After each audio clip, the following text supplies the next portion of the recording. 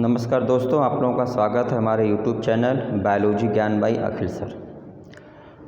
आज हम लोग जानेंगे एक बहुत ही इम्पॉर्टेंट टॉपिक के बारे में जो हाई स्कूल इंटर से लेकर के बीएससी और तमाम वनडे एग्जामिनेशन में 1, 2, 4 क्वेश्चन जरूर इससे आता है और बहुत इंटरेस्टिंग टॉपिक है जिसका नाम है DNA। अब जनरली जो DNA की बात हम लोग यहाँ कर रहे हैं, इसके अलग अलग नाम हैं। BDNA भी इसको हम लोग बोलते हैं, राइट हैंडेड DNA भी बोलते हैं, वाटसन क्रिक मॉडल के नाम से भी जानते हैं। तो पहले हम लोग जानते हैं कि इसके अलग अलग नाम क्यों हैं और इसके इम्पॉर्टेंट फीचर और किन किन वैज्ञानिकों का योगदान इसके स्ट्रक्चर को खोजने में। देखिए, DNA पहले हम लोग इसके बारे में पढ़ चुके हैं। Deoxyribo nucleic acid. DNA क्या है? तो जेनेटिक मटेरियल है जो किसी भी ऑर्गेनिज्म के हेरिडिटी से रिलेटेड जो भी इंफॉर्मेशन उसको स्टोर करता है और उसको अगले जनरेशन में ट्रांसफ़र करने के लिए और कैरेक्टर को कंट्रोल करने के लिए उत्तरदायी होता है। BDNA जिसका नाम दिया गया, तो DNA के जो अलग अलग 5 टाइप हैं वह DNA की डायमीटर के आधार पर, लेंथ पर टर्न के आधार पर और नंबर ऑफ बेस पेयर पर टर्न, इस 3 फीचर के आधार पर DNA के 5 टाइप हैं। ADNA, BDNA, cDNA, ddNA और zDNA। इनमें से A से लेकर के D तक जो DNA 4 हैं, ये चारों क्या हैं? राइट हैंडेड हैं। और zDNA क्या होता है? लेफ्ट हैंडेड होता है। तो ये जो राइट हैंडेड है उसी में दूसरे क्रमांक पर है, इसलिए इसको BDNA कहा गया, दूसरे क्रमांक पर है। और ये मोस्ट कॉमन टाइप ऑफ क्या है? DNA है, जो मेजॉरिटी ऑफ ऑर्गेनिज्म में जेनेटिक मटेरियल ग्रुप में पाया जाता है, उसको क्या बोलते हैं हम? BDNA।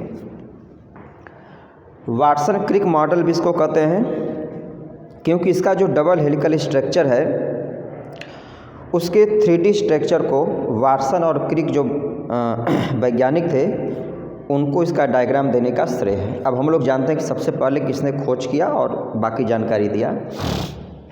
देखिए, एक साइंटिस्ट थे Astbury, by x ray diffraction study suggest that helical structure of DNA। सबसे पहले एस्टबरी एक वैज्ञानिक थे, उन्होंने एक्सरे डिफ्रैक्शन तकनीकी का उपयोग करके यह सुझाव दिया कि DNA जो होता है वह हेलिकल स्ट्रक्चर के रूप में पाया जाता है। फिर इसके बाद एक दूसरे साइंटिस्ट आए जिनका नाम था फ्रैंकलिन। फ्रैंकलिन कौन थे? तो student of Wilkins at King college London. London में जो किंग कॉलेज है वहाँ के एक जो है कि प्रोफेसर थे, ठीक है। तो फ्रैंकलिन जो थे क्या थे? वह विल्किंस जो थे प्रोफेसर, उनके क्या थे? स्टूडेंट थे। और इन्होंने एस्टबरी के एक्सपेरिमेंट को कंफर्म किया, मतलब जो एस्टबरी ने बताया था कि DNA का स्ट्रक्चर हेलिकल होता है, तो इन्होंने एक्सरे डिफ्रैक्शन टेक्निक का उपयोग करके फिर से दोबारा से कंफर्म किया 1952 में कि उन्होंने जो बताया था वो बात सही है। फिर इसके बाद 1953 में Watson and Crick proposed 3D diagram of DNA by x ray diffraction photograph. इसके बाद 1953 में वाटसन और क्रिक नामक जो साइंटिस्ट थे, उन्होंने इन लोगों ने जो 3D स्ट्रक्चर का सुझाव दिया था उसी 3D स्ट्रक्चर का अध्ययन करके उसी आधार पर उन्होंने बताया कि नहीं, DNA का इस प्रकार का डायग्राम हेलिकल होना चाहिए। तो उन्होंने उसी सुझाव को वाटसन क्रिक ने क्या किया? मूर्त रूप दिया और इस डायग्राम को इन्होंने कहाँ पब्लिश किया? तो पब्लिश इन नेचर। नेचर एक पत्रिका है साइंटिस्ट की, इस मतलब एक साइंस की एक जो पत्रिका है, इस नेचर नामक पत्रिका में उन्होंने उसके डायग्राम को उसका मूर्त रूप दिया और पब्लिश किया।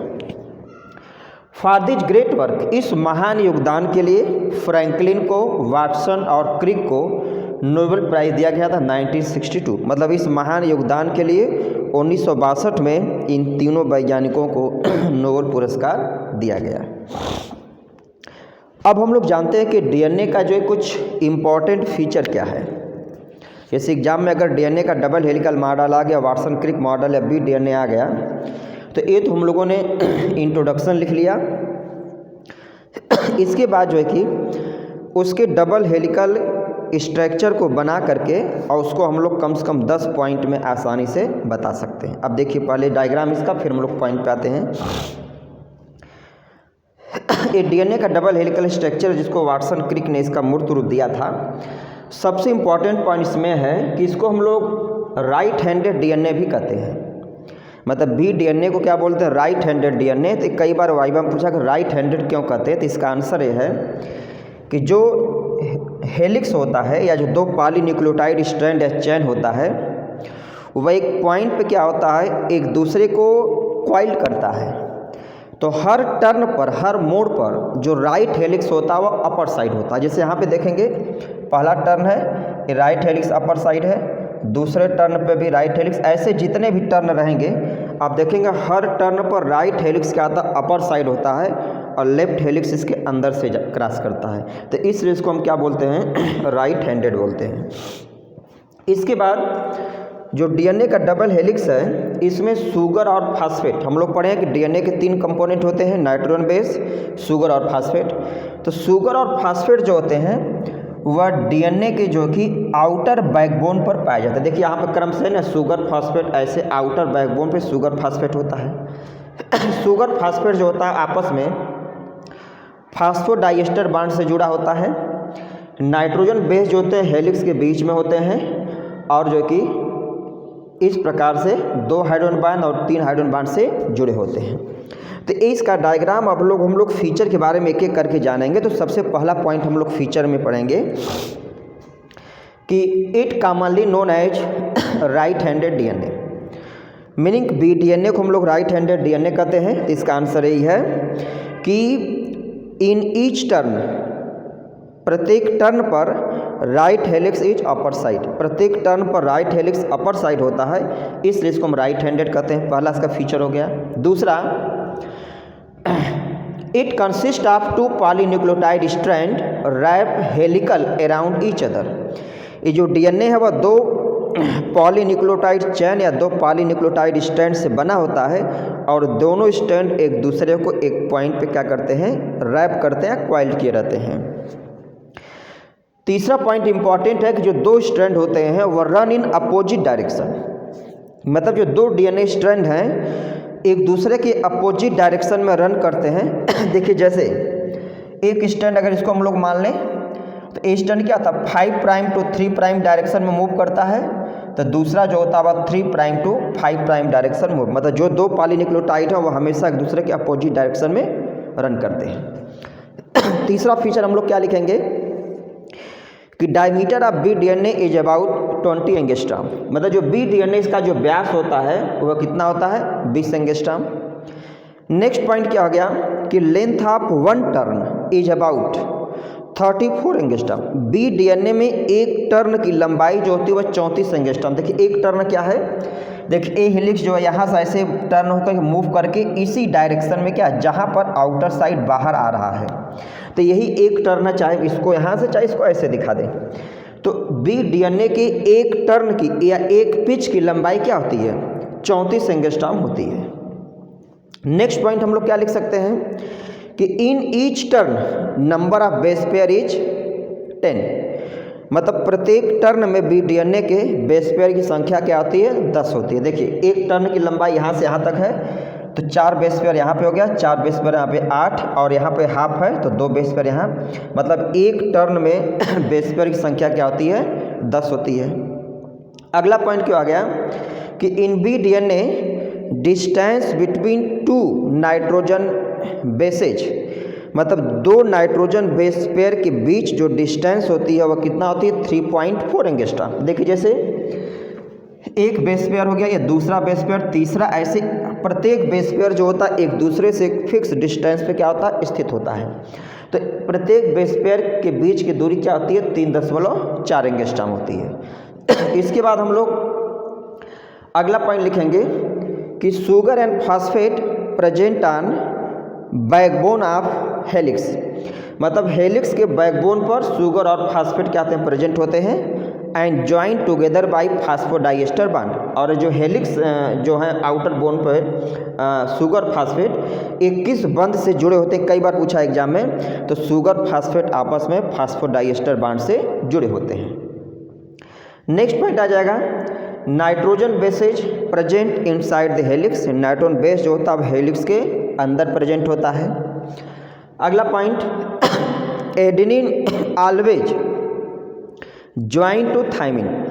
मीनिंग इसके है कि बेस पेयर हमेशा कंप्लीमेंट्री होता है, मतलब एक स्टैंड पर अगर प्यूरिन का बेस है तो दूसरे स्टैंड पे क्या होगा, पिरिमिडिन का बेस होगा। तो adenine always join with thymine by 2 hydrogen bond, मतलब एडेनिन हमेशा थाइमिन से 2 हाइड्रोजन बॉन्ड से जुड़ा होता है, और guanine always join with cytosine by 3 hydrogen bond, और ग्वानिन जो होता है साइटोसिन से 3 हाइड्रोजन बॉन्ड के द्वारा जो है कि जुड़ा होता है। अभी कई बार प्रश्न पूछा गया है कि जो डीएनए का जो ये हेलिक्स है वह ए और टी के बीच 2 बॉन्ड क्यों, जी और सी के बीच 3 बॉन्ड क्यों होता है।